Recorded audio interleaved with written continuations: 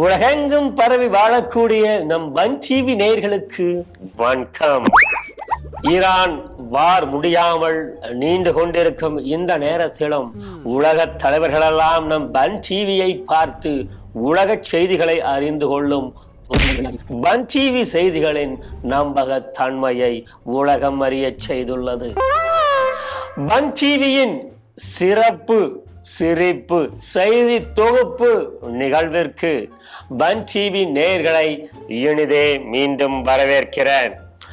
இந்த வார முதல் செய்தி, உலக மக்களின் கவனம் ஈர்க்கும் வகையில் பல உருட்டுகளை உருட்டியவர், ஆளுநருக்கு எதிராக பொங்கியவர், பழைய திமுக காரனை பார்க்கணுமா என கூகுளில் டைப் செய்தால் இவர் யார் என்பதை கூகுள் சொல்லும். அத்தகைய பெரும் புகழுக்கு சொந்தக்காரரான RS பாரதி வரும் உள்ளாட்சி தேர்தலில் தாவேகா ஒரு மேயர் இடத்திலாவது வெற்றி பெற்றால் தனது ஒரு பக்க மீசையை எடுத்துக் கொள்வதாக உறுதி எடுத்துள்ளார். மேலும் திமுக கூட்டணியில் இருந்து ஒவ்வொரு கட்சியாக கழண்டு வரும் நிலையில் தற்போது CPI தைரியமாக நாங்கள் கூட்டணியில் இருந்து வெளியேறுகிறோம் என கூறியுள்ளது. ஒரு காலத்தில் என்னென்ன தேவைகள் அறிவாலயம் வாருங்கள் என அழைத்த ஊடக புகழ் RS பாரதி இப்போது திமுக தனித்து விடப்பட்டாலும் கவலை இல்லை என கவலை தோய்ந்த முகத்தோடு ஈன ஸ்ருதியில் கருத்தை பதிவு செய்துள்ளார்.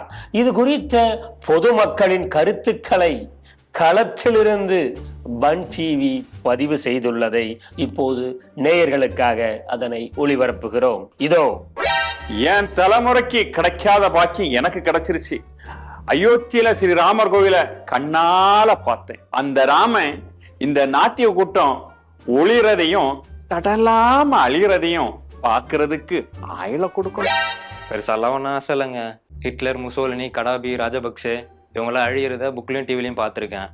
மக்கள் சொத்தை கொள்ளையடிச்சு அதிகார திமிரில் முருகனுக்கே சவால் விட்டு இன்னைக்கு எதிர்கட்சியா இருக்கிற இந்த கூட்டம் மண்ணோட மண்ணா நாசமா போறத பார்க்கணும். அவ்வளவுதான்.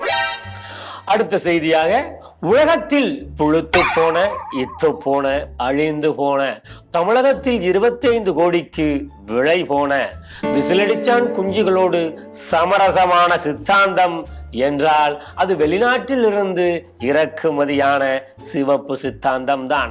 பிச்சை எடுப்பதை இன்னும் பெருமையாக கருதி உண்டியல் ஏந்தி 21ஆம் நூற்றாண்டில் வாழும் அசாத்திய மனிதர்களை கொண்ட இயக்கம். அந்த இயக்கத்தின் தலைவர் இந்து திருமணங்களில் மணமகன் தாலி கட்டும் போது உற்றார், உறவினர் மற்றும் நண்பர்கள் வாழ்த்துவதற்கு பயன்படுத்தப்படும் அட்சதையால் பல லட்சம் அரிசி வீணாவதாக மனம் நொந்து குமுறியுள்ளார் என்ற செய்தி நாட்டு மக்களிடையே அதிர்ச்சியையும் கிளர்ச்சியையும் ஏற்படுத்தியுள்ளது. ரமலானுக்கு ஆடு மாடு வெட்டுவது குறித்து எல்லாம் பேசுவதற்கு உண்டியல் குலுக்கிகளுக்கு ஏது தைரியம் என பொதுமக்கள் எதையுமே பொருட்படுத்தாமல் தங்கள் கேள்விகளை எழுப்பிவிட்டு அன்றாட வேலைகளுக்கு செல்ல தொடங்கிவிட்டனர்.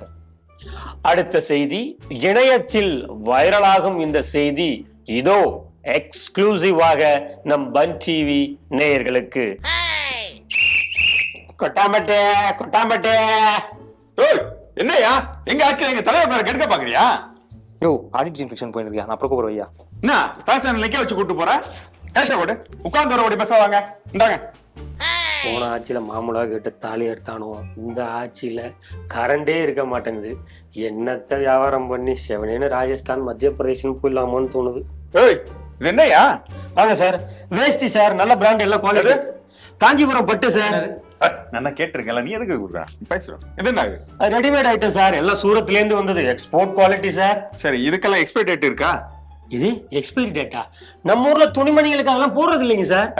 எங்க ஆட்சியில எல்லாத்துக்கும் எக்ஸ்பைரி டேட் போட்டு தான் விற்கணும். சரியா? எங்க சிஎம் போட்டோ காணும்? ஐயோ, இது எங்க பாரம்பரியம் சொத்துங்க. எங்க அப்பா கொடுத்துட்டு போனதுங்க. டெய்லி எங்க அப்பா படத்தை வச்சு இங்க பூஜை பண்ணிட்டு இருக்கேன் சார். எங்க ஆட்சியில சிஎம் போட்டோலாம் வச்சுக்கணும். சிஎம் போட்டோ வச்சுதான் கடையை நடத்தணும். சரியா? அடுத்த முறை நான் வரும்போது இதெல்லாம் வச்சுக்கணும். வரட்டுமா? உங்களுக்கு கரெக்டா வராரா? எங்க தளபதி கோட்டைக்கு 9 மணிக்கே வந்துடுறாரு. இதா சரி, நம்ம ஆள்கிட்ட சொல்லி நம்ம ஊர்ல ட்ரெயின் ஃபிளைட் எல்லாம் கரெக்டா வருதான்னு பார்த்து சொல்லு. ஆபீஸ்ல தலைவர் படம்லாம் வச்சிருக்கீங்களா? யாருண்ணா அவன்? நம்ம கலெக்டர் பிஏடா.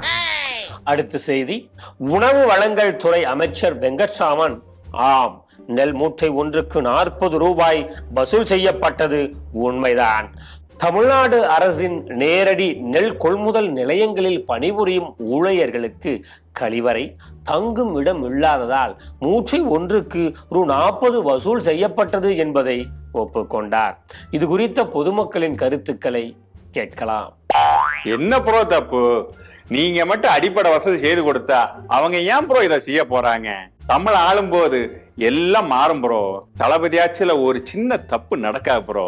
இத மட்டும் நீ டெலிகாஸ்ட் பண்ணல, உன் ஸ்டுடியோல வந்து யாருன்னு காட்டுறேன். அடப்பாவீங்களா, கவர்மெண்ட் ஆஃபீஸில் ஏசி இல்லை பிசி இல்லைன்னு சொல்லி எவ்வளோ வேணா வசூலிக்கலாமா? இதனடா டிஎம்கேக்கே டஃப் கொடுக்குற மாதிரி இருக்கு. நாங்கள் தூய சக்தின்னு சொல்லிட்டு இப்படி தீய சக்திக்கு முட்டு கொடுக்குறீங்களே, இல்லை நியாயமா? இன்றைய நிறைவு செய்தி, நெடு என வளர்ந்துள்ள சத்யராஜ் கொளத்தூர் தொகுதியில் முன்னாள் முதல்வர் ஸ்டாலின் தோல்வியுற்றதை ஏற்க முடியாமல் மனம் வருந்தி செல்லும் இடமெல்லாம் சொல்லும் ஒரே வார்த்தையாக பதிவு செய்து வருகிறார்.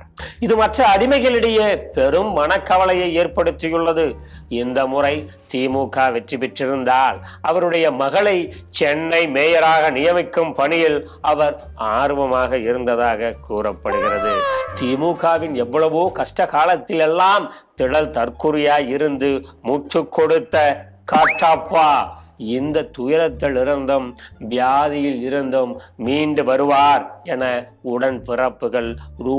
200 வேண்டுதல் காணிக்கையாக அறிவாலய வாசலில் வைத்துவிட்டு செல்வதாக உறுதிப்படுத்தப்படாத தகவல்கள் தெரிவிக்கின்றன.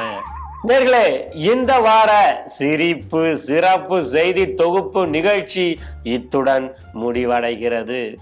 தூய சக்தியா தீய சக்தியின் 2.0வா என்பதை தொடர்ந்து தோலுரிப்போம். நன்றி நேயர்களே.